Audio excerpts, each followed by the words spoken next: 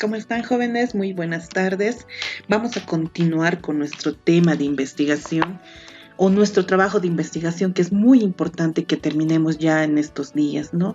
Como es de su conocimiento, la importancia de la investigación científica pretende encontrar, pretende dar respuesta a todos esos problemas trascendentes que el hombre se plantea y lograr realizar hallazgos significativos y que aumenten sus conocimientos y les den sentido a aquellos problemas. Sin embargo, para que los hallazgos sean consistentes, confiables, pueden obtenerse mediante un proceso que implica la concatenación lógica de una serie de etapas. Justamente de esas etapas vamos a hablar el día de hoy. Ustedes están viendo en pantalla un contenido, este contenido mínimo que se ha propuesto desde el inicio de nuestro semestre, donde tenemos que dar cumplimiento, ¿verdad? Incluso habíamos hablado de que tienen que tener ya una portada, un modelo de portada, un título correspondiente para dar solución a un problema específico que ayude a nuestra sociedad. Un índice general para guiarnos, ¿no?, en las páginas que vamos a realizar estos módulos, que vamos a desplegarlo de esa forma, y vamos a ver los capítulos, o vamos a volver a explicar qué capítulos contiene nuestro trabajo de investigación. El primer capítulo ya lo hemos visto, ¿no?, acerca del problema o la introducción. Capítulo número 1, introducción. Capítulo número 2, planteamiento del problema. Capítulo número 3, la justificación. Capítulo 1.4, objetivo de la investigación. Capítulo 1.5, la hipótesis. ¿Sí? Nosotros vamos a enmarcarnos un poquito más en estos próximos capítulos. Ustedes habrán visto ya que tenemos concluido, ya debería estar concluido nuestro marco teórico, donde tiene los siguientes puntos, ¿no? Mención de otros estudios relativos al tema, mención de puntos de vista de otros investigadores, corriente o enfoque para el investigador.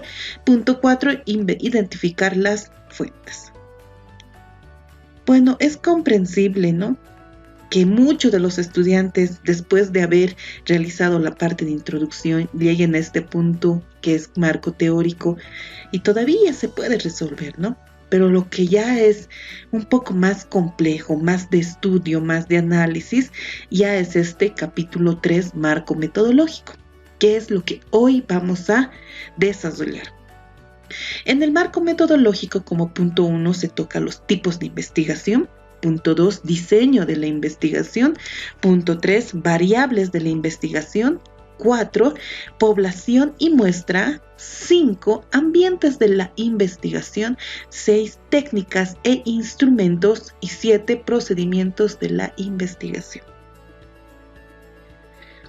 Como capítulo cuarto o capítulo número 4, se miden resultados. Capítulo 5, las conclusiones, recomendaciones, la bibliografía y los anexos.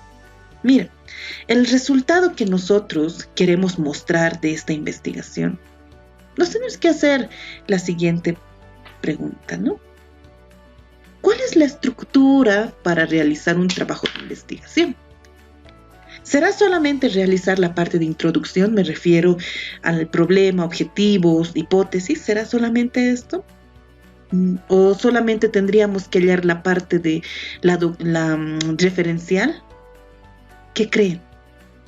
Entonces, en este tiempo o en este periodo de tiempo, nosotros hemos visto la parte de la introducción es muy, muy, muy complejo. Porque tienes que rehacer varias veces, ¿no?, tu tema, tu título del tema.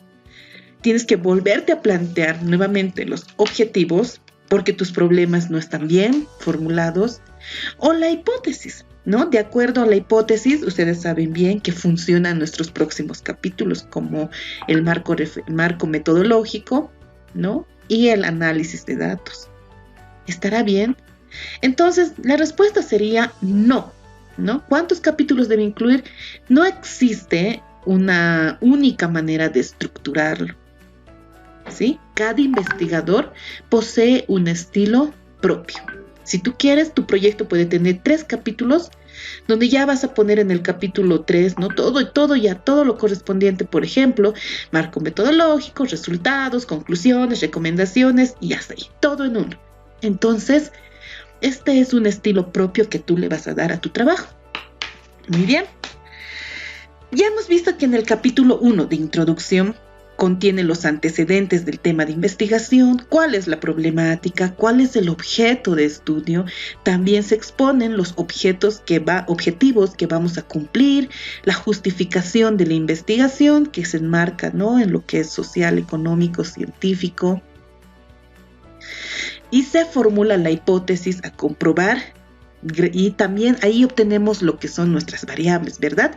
Nuestras variables dependientes e independientes. Se incluye también una breve descripción de lo que se encontraba en el capítulo del documento. Por ejemplo, ya lo mencionado. Capítulo 2.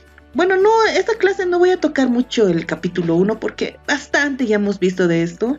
En la plataforma de nuestra carrera tenemos bastante información, se los he desplegado en carpetas para que ustedes puedan ir revisarlo una y otra vez.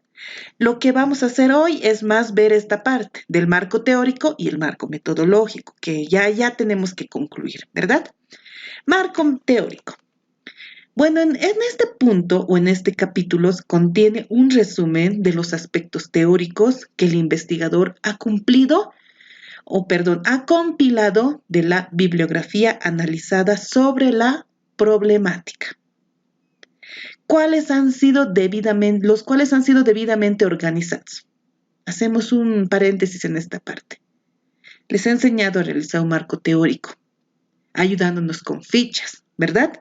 Esas fichas no deben faltar, incluso deben estar como anexos en nuestro trabajo final, ¿sí? O por lo menos de lo más importante. Yo sé que van a tener como unas 20 fichas o 30, quizás depende cómo se estén desglosando, ¿no?, lo que es los puntos que va a contener nuestro marco teórico. Pero por lo menos podríamos buscar el más importante o relevante para mostrar, ¿no?, cómo se realiza la ficha del marco teórico. ¿Listo? También nos indica que es un respaldo técnico que contiene la investigación para conducir a reformularla, cuestionarla o cambiarla. El contenido que debe tener el marco teórico son los siguientes: títulos y subtítulos del marco teórico. Miren, más adelante, cuando ya hagan otro tipo de trabajos de grado, por ejemplo, ¿no?, o trabajos de investigación, también se puede hablar de título 1 y título 2, ¿sí? Entonces, hay obviamente un formato para manejar ese procedimiento. Sustento teórico. ¿A qué me refiero con el sustento teórico, ¿no? Se refiere a que el objetivo en el marco teórico de la investigación debe estar con teorías, debe tener antecedentes en general. Implica exponer y analizar, ¿no?, conceptos, investigaciones previas y antecedentes en general que se consideran válidos para enmarcar correctamente tu investigación. ¿Cuál es la importancia de la teoría? Es muy importante porque consiste en la articulación del problema con la teoría y la metodología. Aquí algunos se preguntarán, ¿qué pasa si mi problema está mal formulado? O la pregunta de mi problema está muy mal formulado. Entonces, la teoría va a estar también incorrecto y obviamente la metodología va a estar incorrecta. Por esa razón les decía hace un momento, ¿no? En el capítulo 1 de la parte de introducción es donde uno más tarda, porque ahí está rompiéndose ahí, ¿no? Está ahí pensando cómo formular un problema. ¿Qué problemas tendrá una entidad, un colegio u otro tipo, ¿no?, de caso, para posteriormente articularlo con la teoría y la metodología. ¿Sí? ¿Cómo se articulan? Según Daros, ¿no? En el año 2002, nos enseña a articular estos 3 puntos que yo les voy mencionando. Primero, ¿qué es un problema? Y ya lo hemos visto, nuevamente repetimos que es una real o aparente contradicción entre lo que sucede y lo que se espera y lo que sucederá. Incluye una cierta idea de lo que debería suceder. Incluye una teoría o interpretación previa. ¿Ok? La teoría. Cuando se explica con claridad una teoría, se explica lo que se supone que debería suceder. Esta suposición también se llama como hipótesis, puede ser verdadera o puede ser falsa, por lo que se requiere ser contraste. La metodología. Por ello se realiza un diseño metodológico para contrastar qué valor posee esta hipótesis. Y finalmente se lleva a la práctica lo diseñado para encontrar la solución al problema. Muy bien, estamos tocando 2 puntos importantes, ¿no? La teoría y la metodología. Bien. Una vez que ya encuentres esta relación, pasamos a lo que es la revisión de la literatura, que es un proceso que puede estar vinculado con el planteamiento del problema. Es decir, consiste en la revisión de la literatura, qué propósitos tiene y dónde y cómo se realiza. ¿Sí? Para verificar si el problema ha sido previamente investigado o tener algunos antecedentes sobre él que reflejen todo lo que se ha hecho anteriormente. Se debe analizar propuestas teóricas que existen para abordar el tema y elegir el procedimiento para su desarrollo en función del problema y acorde con los objetivos. ¿Dónde y cómo se realiza?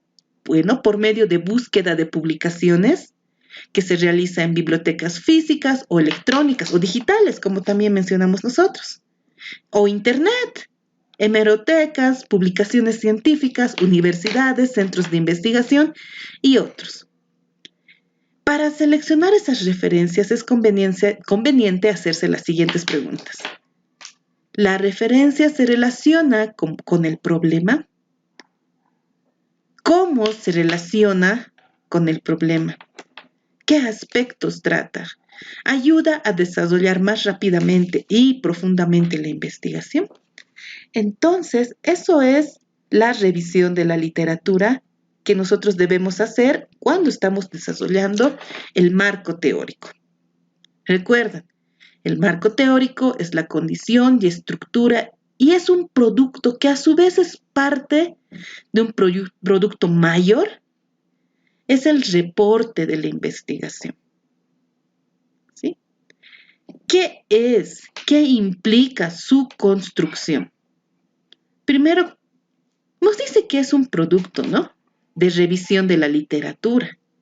Se basa en la integración de la información que estamos recopilando o que estamos buscando de otros medios.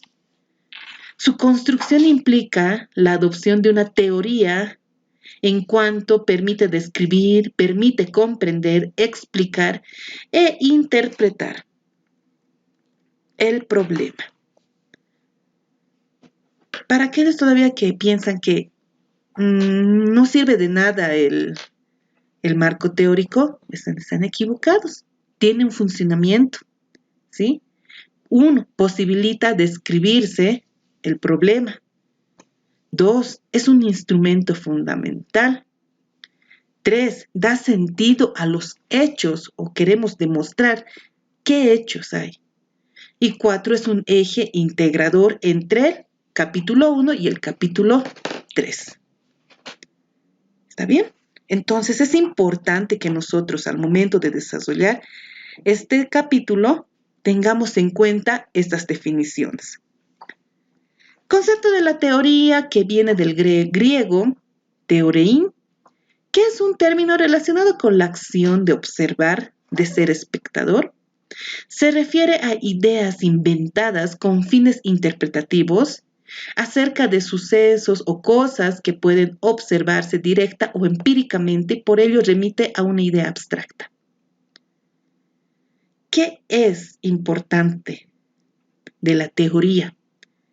Porque si la investigación no explica teóricamente, pierde eficacia y no se podrá llegar a los conocimientos generales, ¿no? Que son los principios, leyes y axiomas con los cuales se tiene que solucionar rápidamente otros problemas semejantes. Es muy importante que no todos los trabajos de investigación, todos los trabajos académicos cuenten con la parte de la teoría. ¿Existirá una forma de realizar un marco teórico? Existe. Si tú, por ejemplo, haces un trabajo bien ordenado, vas a poder cumplir con el desarrollo de un documento, ¿no?, final o de un trabajo final. Por ejemplo, para desarrollar el marco teórico se sugiere que haya una teoría. Se sugiere que haya varias teorías. Se sugiere que tengas generalizaciones empíricas, ¿no? Se sugiere que haya descubrimientos parciales y también haya ideas. ¿Ok? Por ejemplo, podemos proponernos un tema, pero de ese tema no podemos saber nada, por ejemplo, ¿no? ¿Cómo saldrá nuestro trabajo de investigación? Se nos va a hacer complejo adquirir información, ¿no?, para poder construir nuestro marco teórico. Se ha sugerido desde el capítulo 1 que conozcas este tema, o por lo menos que hayas tenido una experiencia de trabajo, ¿no?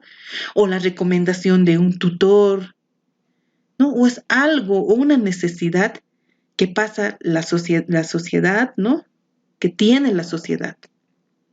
Veamos. Si hay una teoría que permite describir, comprender, explicar e interpretar coherentemente el problema, entonces se la toma como la estructura misma del marco teórico. ¿Sí?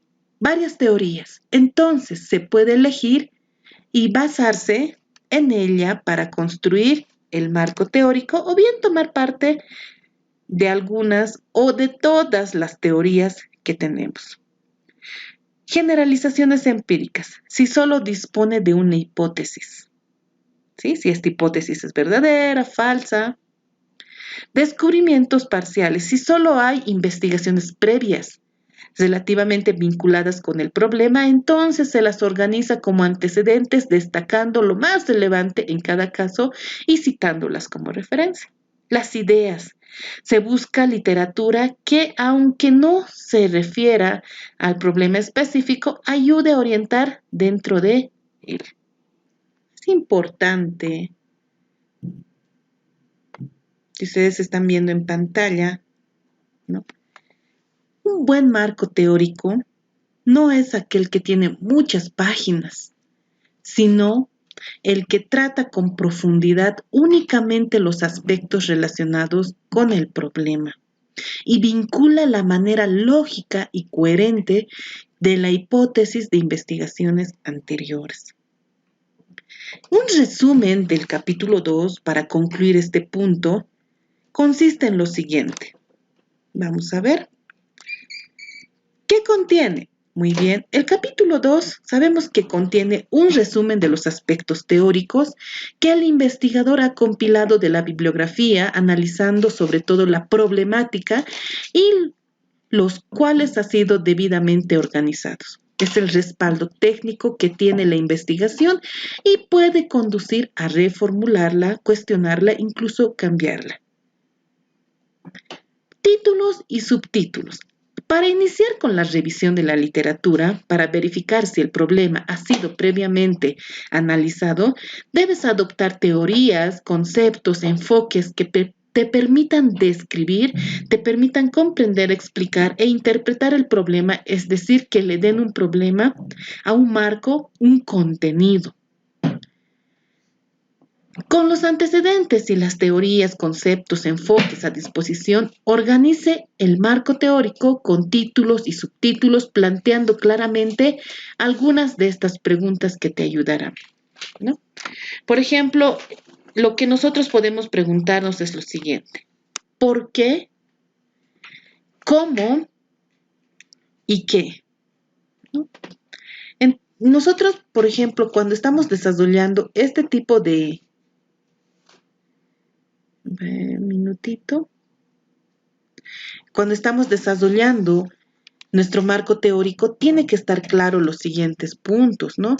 ¿Por qué son tan importantes, ¿no?, determinar el tema de investigación que estamos planteando? ¿Cómo se utilizarán dichos temas en nuestra investigación? ¿Qué temas no fueron considerados y por qué? ¿No? ¿Y qué tanto pudo explicarse de la teoría en la investigación? ¿Está bien? Entonces, ese es un resumen de lo que usted podría tomar en cuenta, algunos puntos para el desarrollo del marco teórico, que no es más que mostrar información, ¿no? Vamos a entrar a este punto del marco teórico. ¿Por qué es tan importante el marco, metodológico? Contiene una descripción detallada de la metodología que vamos a utilizar en el trabajo de investigación, es decir, del conjunto de tareas, pero concretas, para lograr de manera precisa cada objetivo específico, incluyendo los parámetros para la recolección, organización, procesamiento y análisis de datos, donde tiene que tener un contenido con los siguientes puntos: diseño de investigación, selección de la muestra, el instrumento de medición y la recolección de datos. ¿Qué contiene el capítulo? Es una descripción detallada de la metodología utilizada por el investigador, ¿sí? Es lograr de manera precisa que cada objetivo específico, incluyendo los procedimientos de la recolección, organización, procesamiento y análisis de datos. Es importante que nosotros sepamos que qué es lo que vamos a mostrar en nuestro producto. Como punto número 1. Como punto 1, vamos a ver que en una metodología existe un alcance de investigación. Muchos le dicen el tipo de investigación, muchos le dicen nivel de la investigación. ¿Cuántos alcances, cuántos tipos o cuántos niveles de investigación existen? Existen 4. ¿Está bien? Son 4. Vamos a ver enseguida. Exploratorio, ¿no? Que investiga un problema poco estudiado o que no ha sido abordado antes o que se desea abordar desde nuevas perspectivas. 2. Descriptivo y pronóstico, donde se describe propiedades, características o perfiles de personas, comunidades, procesos, objetos o fenómenos que se sometan a investigación pronóstica por hecho o dato, ¿no? Correlacional. Consiste en evaluar la relación que existe entre dos o más conceptos, categorías o variables en un contexto particular. Y por último, el explicativo, que consiste en explicar las causas de eventos, sucesos, fenómenos, que se enfoca en explicar por qué ocurren y en qué condiciones se manifiestan. En bastantes tesis o documentos de investigación se ha visto que el alcance explicativo es el más utilizado. ¿Sí? Bien, punto 2. Para este punto 2 vamos a ver el diseño de la investigación. Describe el diseño de la investigación elegido para la recolección de datos, que según la manipulación de las variables pueden ser experimental o no experimental. Eso quiere decir que existen de 2 tipos. Uno habla del diseño experimental Y el otro se llama diseño no experimental, que muchos también lo conocen como el descriptivo, ¿no? No justamente, no estamos hablando de este tipo descriptivo, del alcance de la investigación. No se van a confundir. En el diseño experimental se manipulan estímulos, es decir, trabajamos con la variable independiente para analizar sus efectos sobre la variable dependiente. Se realiza un experimento en el cual participan un grupo de comparación, por lo general uno experimental que recibe el estímulo y el otro de control, que no sus variantes son, ¿no? Por ejemplo, el diseño experimental se divide en tres: preexperimentos, experimentos puros y el cuasi experimento. Cuando nosotros hablamos de un preexperimento, es donde nosotros trabajamos con un solo grupo. Ahí estamos hablando de la participación de un solo grupo. Experimentos puros: participan dos o más grupos de comparación equivalentes y sus integrantes se asignan al azar. Y el cuasi experimento, donde participan dos o más grupos de comparación y los grupos son intactos, ¿sí? Sus integrantes ya están formados antes del experimento. Entonces, en nuestras propias palabras podríamos definirlo, que ese tipo de investigación se llama diseño experimental.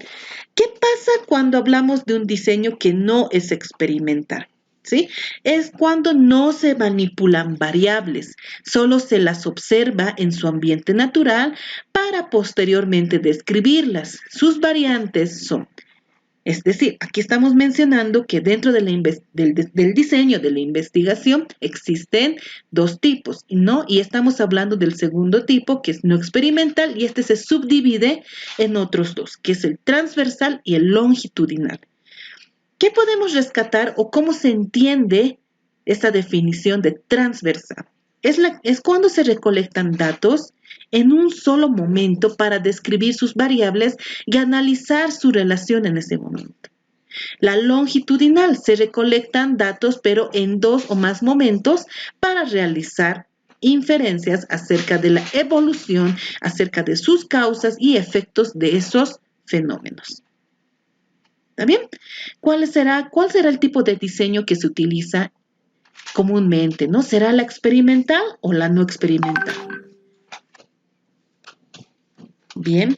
Otro punto de la metodología es hablar de la muestra, ¿sí? Cuando hablamos de la selección de la muestra, es cuando describimos cómo se calcula y selecciona la muestra de una población de la cual se están recolectando datos o se están pidiendo datos, ¿no? Se los está almacenando y luego se las va a mostrar. Bueno, pocas veces es posible medir a toda una población de interés, por lo que se selecciona una muestra que la represente y desde luego se pretende que sea un fiel reflejo de la población. Según la probabilidad de selección que tiene las unidades muestrales, la muestra puede ser o no probabilística o probabilística. ¿Sí? Eso nos quiere decir que la muestra se divide en dos. Uno se llama muestra no probabilística y la otra se llama muestra probabilística. A ver, vamos a hacer un paréntesis en esta parte, ¿no? Cuando nosotros queremos recolectar información, como estamos mencionando hace un momento, es cuando pedimos por medio puede ser de un cuestionario, podamos dar, ¿no? O podamos tener información que nosotros mismos nos estamos planteando. ¿Ok? Por ejemplo, en un colegio, ¿cuántos saben manejar la computadora? ¿No? Y vamos a preguntar a niños de primero básico, imagínense. De esos niños, ¿cuántos sabrán? Entonces, ahí queremos nosotros realizar un cálculo, ¿verdad?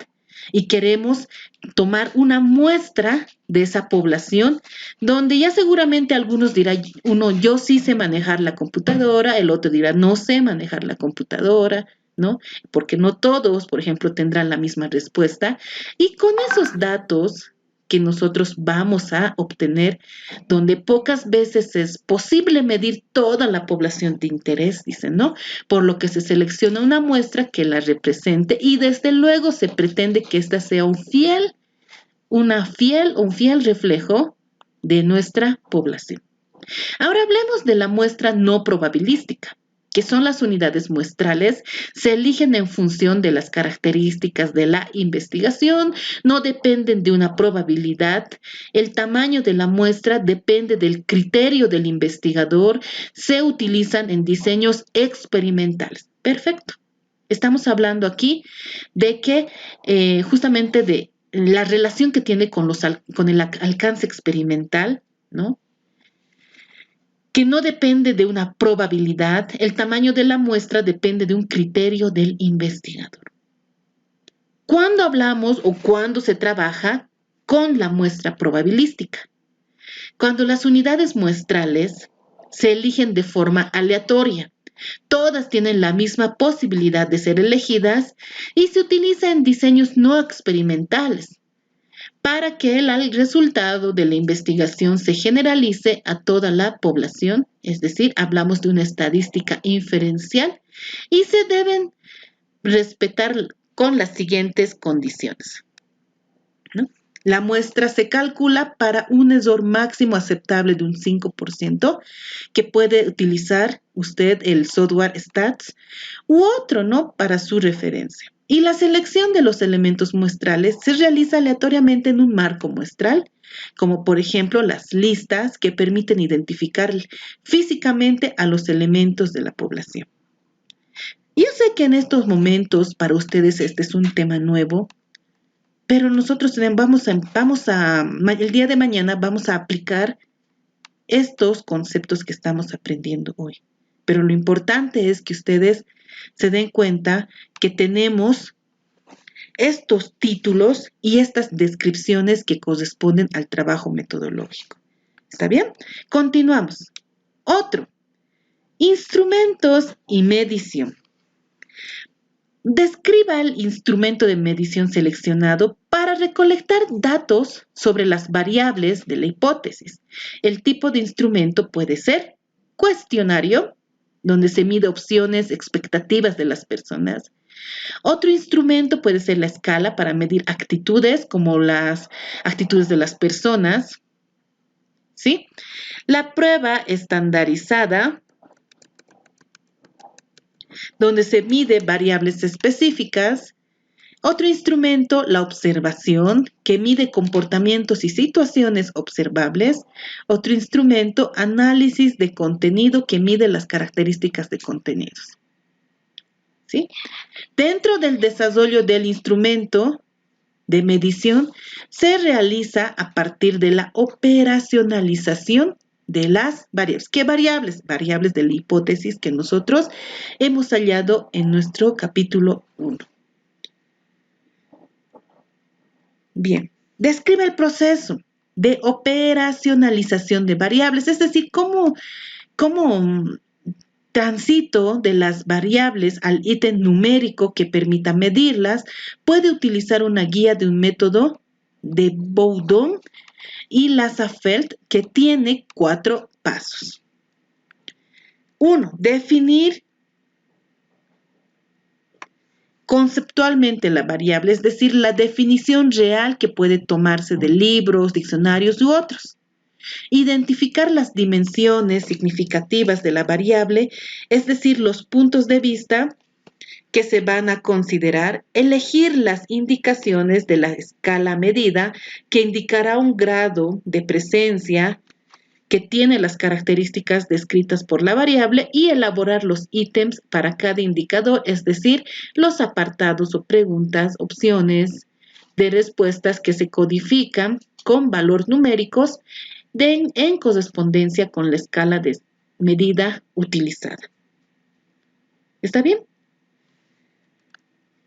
Otro punto, la recolección de datos. Dentro de la recolección de datos tenemos según el resumen, ¿sí? Donde el proceso de recolección de datos realizados y que se hizo con ellos, una de ellos Una vez obtenidos, las siguientes preguntas que ayudarán a la redacción son: ¿qué datos fueron recolectados? ¿Cuándo? ¿Cuál fue la forma de recolección? ¿Qué instrumento de medición se utilizó?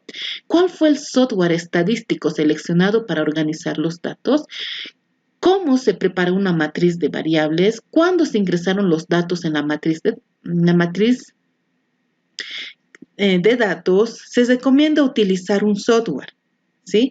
Los más conocidos, el SPSS o el de IBM, ¿no? En caso de encuestas, ¿cómo se contactó con los participantes y cómo se realizó las entrevistas? ¿No? Es una pregunta que nosotros vamos a formular al momento de realizar la recolección de datos. No puede inventarse aquí valores, ¿no? No se puede inventar datos. Tiene que haber un instrumento y tiene que haber una forma de recolección de datos. ¿Cuál fue el experimento? Entonces, para que nosotros tengamos, ¿no?, un buen resultado de este proceso, tenemos que hacernos las siguientes preguntas. ¿Cómo se asignaron los participantes a los grupos? ¿Cómo se aplicaron las manipulaciones experimentales? ¿Cómo transcurrió el experimento? ¿Qué problemas se enfrentaron y en qué forma se resolvieron? ¿Está bien? Entonces, estos son los puntos que tenemos que tomar en cuenta al momento de realizar la metodología. 1. ¿Qué tipo de alcance de investigación tiene tu proyecto? 2. ¿Qué tipo de diseño de investigación tiene tu proyecto?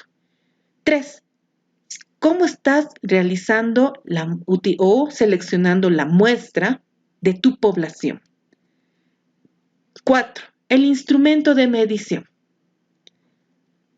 ¿Cómo estás realizando la recolección de datos? Una vez que ya tengas todos estos conceptos bien definidos, pasamos a lo que son los resultados. Contiene el resultado o el capítulo 4 de resultados, contiene un compendio de tratamiento estadístico que le dio a los datos y la interpretación los resultados que son productos de análisis de los datos, es decir, un resumen de los resultados y análisis de los datos que hemos obtenido. Para esto vamos a hacer la siguiente explicación. ¿A qué nos referimos con el resumen de los resultados? ¿No? Por ejemplo, consiste en describir, el resumen de los resultados, describa de manera breve la idea principal que resume los resultados o descubrimientos producto del análisis de los datos. Mencionamos que al describir el tratamiento estadístico que le dio los datos, una manera sutil es hacerlo mediante tablas. Puedes mostrar tu información mediante cuadros, gráficos, dibujos, diagramas, mapas y figuras. Estos son generados por los análisis de datos. ¿Sí? El orden a seguir se detalla a continuación, es decir, una breve estructura, ¿no? Los análisis de datos, por ejemplo, cuando utilizamos la estadística descriptiva para cada variable, describa datos, valores, puntuaciones y distribuciones de frecuencia para cada variable, y las principales son medidas de tendencia central, la media, la mediana, la moda, la suma, medidas como de variabilidad o dispersión, la desviación típica y rango y la varianza. ¿Sí? Esos son algunos datos o valores de tipos de distribución incluso, ¿no? Para mostrar los análisis de datos. Evaluación de la confiabilidad del instrumento. Los procedimientos que se utilizan más son, ¿no?, análisis de prueba de hipótesis. Por ejemplo, aquí hablamos de paramétricos, coeficiente de correlación de Pearson, regresión lineal, las pruebas T, ¿no?, análisis de varianza, y no paramétricos, la chi cuadrada, coeficientes de correlación. Esos son algunos análisis o pruebas de la hipótesis que puede realizarse. ¿Está bien? Muy bien. Continuamos. Conclusiones. Ya hemos concluido ahí nuestro capítulo 3, nuestro capítulo 4. Ahora nuestro capítulo 5 consiste en mostrar las conclusiones. Contiene lo más destacado que se encontró durante la investigación, resaltando los hallazgos y los resultados obtenidos, además de las soluciones al problema planteado. El contenido que debe tener este capítulo son las conclusiones y las recomendaciones. Para que se entienda mejor, ¿qué son las conclusiones? Elabore las conclusiones, que no se trata de hacer un resumen de la investigación, ni de repetir en forma abreviada los resultados, sino de dar una respuesta apropiada, ¿sí?, al problema planteado. A las conclusiones son la deducción de lo que se ha llegado a hallar sobre el tema de investigación o el tema investigado después de haber analizado los resultados obtenidos. Algunos aspectos que te ayudará a elaborar las conclusiones son: 1. Cumplimiento de los objetivos. Revisamos los objetivos específicos y uno por uno vamos midiendo, ¿no? ¿Se ha cumplido este objetivo? Sí, muy bien. Entonces en las conclusiones colocamos: se cumplió con el objetivo de realizar una página web, no, qué sé yo, ¿no? O el análisis, ¿no? O hallar los datos. Entonces, así es como elaboramos las conclusiones, donde establecemos bien cómo se cumplieron los objetivos con base al respaldo técnico de los resultados obtenidos. 2. La prueba de la hipótesis, ¿no? Dentro de la prueba de la hipótesis discute el grado de evidencia que la hipótesis recibe a favor y destaque la contribución al conocimiento sobre el tema investigado. La hipótesis no recibe evidencia a su favor. Señale por lo menos, al menos, y especule sobre esas razones. ¿Ok? Otras investigaciones. Relacione los resultados con otras investigaciones, es decir, señale si los resultados coinciden con la literatura previa. Hallazgos y limitaciones. Describa los hallazgos o resultados inesperados y las limitaciones encontradas durante el desarrollo de la investigación. La importancia de la investigación, donde se destaca la importancia y el significado del trabajo que ustedes han realizado, ¿no?, de la investigación. Y la forma, ¿no?, cómo encaja el conocimiento disponible. En recomendaciones, ¿qué podríamos escribir o colocar? Ahí vamos a formular recomendaciones. Por ejemplo, puedo decir a mi proyecto, para las personas que continúen con la investigación, se puede aplicar la firma digital, por ejemplo, que es un tema innovador que muchas empresas o trabajos todavía no aplican, pero como recomendaciones podríamos sugerirlo, ¿no? Son recomendaciones para otras investigaciones, sugiriendo, por ejemplo, un nuevo planteamiento de problema u otras unidades muestrales, ¿sí?, otros instrumentos de medición, otras o nuevas líneas de investigación, y deje constancia de que los problemas pendientes podrían ser retomados por otros investigadores, ¿ok? Es decir, todo lo que sigue y todo lo que debe realizarse. ¿Está bien? Muy bien. Partes finales. Una vez que ya hayamos terminado con las conclusiones, con las recomendaciones, se sugiere realizar lo siguiente. Con esto vamos a mostrar 3 puntos. Primero, las referencias bibliográficas, los anexos y el curriculum vitae. Por ejemplo, es un ejemplo, ¿sí? Si ustedes han realizado un sistema, por ejemplo, ¿no?, una página web, o han realizado el análisis de un tema muy importante, ahí podríamos, por ejemplo, poner manuales de usuario, por ejemplo. Nos dicen que para trabajos de investigación siempre debe estar el curriculum vitae, por eso lo he puesto como referencia a ese punto. ¿Listo? Entonces, que en la parte final, donde hablamos de las referencias bibliográficas, vamos a tomar lo siguiente: que hacer un listado bibliográfico de todas las fuentes que se ha consultado para sustentar la investigación. Solo se anotan las referencias documentales que realmente se consultaron, y no se trata de impresionar, ¿no?, con un gran número de documentos que ustedes han investigado, sino de indicar la bibliografía que en realidad sirvió de apoyo al trabajo de investigación que nosotros estamos realizando. ¿Está bien? Otro, estilo de referencia. Se recomienda la norma APA, que se caracteriza por incluir las citas de cuerpo del texto, utilizando el apellido del autor, el año de publicación. Por si acaso, para realizar un proyecto de grado, tesis de grado o trabajo dirigido en nuestra carrera, también utilizan esta norma APA. ¿Ya? Más bien puedes utilizar una versión menor, no justificando siempre el porqué. Para insertar, por ejemplo, citas en Word, proceda de la siguiente manera, ¿no? 1, estilo APA, 2, insertar cita, 3, agregar nueva fuente, 4, crear fuente. Que ustedes lo pueden encontrar en YouTube o en cualquier sitio, ¿no? Anexos. ¿Qué debemos incluir en los anexos? En todo trabajo hay anexos, ¿no? Es la parte, por ejemplo, si tú estás realizando un sistema, un software para, ¿qué se llama? Un control académico, tal vez como anexos podríamos mostrar la lista de estudiantes a los cuales se ha aplicado el sistema, ¿no? Podríamos hacer esto.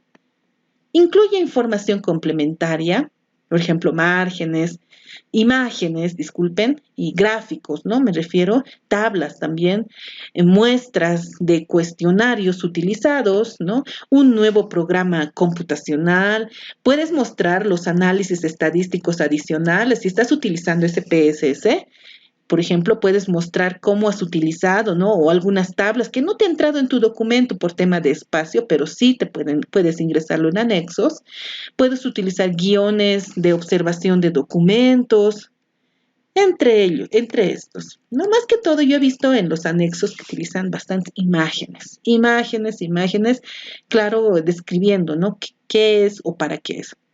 También en anexos son útiles para describir con mayor profundidad ciertos aspectos sin distraer la lectura del texto principal, del reporte que nosotros queremos mostrar y que rompan el formato de este. El curriculum vitae incluye un resumen de su curriculum vitae con los principales datos demográficos y fotos o fotos recientes, ¿no? De todo ello. Bien.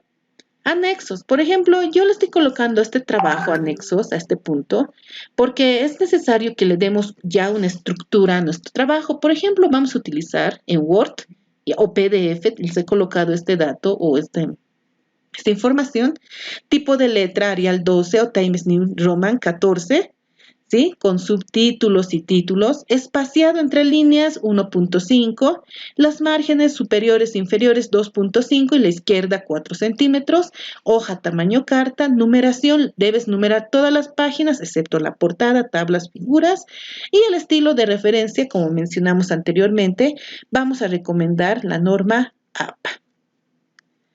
Bien, hay un punto que tal vez está pendiente, no está pendiente, ¿no? Se los estoy colocando en anexos, un breve resumen de que cuando ustedes están empezando a investigar un trabajo o darse cuenta de cómo están realizando su trabajo, tienen que ver el enfoque, ¿no?